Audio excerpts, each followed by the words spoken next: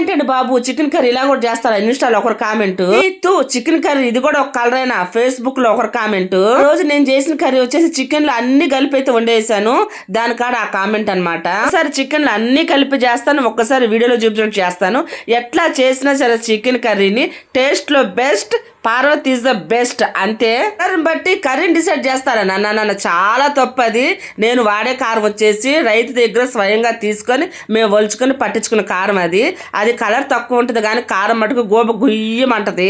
ఒకసారి ట్రై చేసి చూడండి, నీసు వాసన అన్న మాటే రాదు. నేను ఎలా చేసినా కూడా నీసు వాసనే రాదు. కాకపోతే కొత్త వాళ్ళు ఉంటారు కదా, వాళ్ళకి బాగా ఉపయోగపడుతుంది. ఇట్లా చికెన్ ని ఒక్క డ్రాప్ వాటర్ లేకుండా సగం పెట్టేసి పక్కన పెట్టేసుకోండి. ఒక కడాయిలో సరిపడా ఆయిల్ పోసుకొని ఆనియన్, టమోటా, పచ్చిమిర్చి, ఉప్పు, పసుపు, కారం, అల్లం పేస్ట్ ఇవి బాగా ఫ్రై అవనిచ్చి రెండు కలిపేసి కూడా వాటర్ పోసుకుని మీడియం లో కుక్ చేసుకుని లాస్ట్ లో ధనియాల పొడి వేసుకోండి. కొత్తిమీర అయితే నా దగ్గర లేదు, మీ దగ్గర ఉంటే వేసుకోండి. ఈ కర్రీ ఎలా ఉందో చెప్పండి.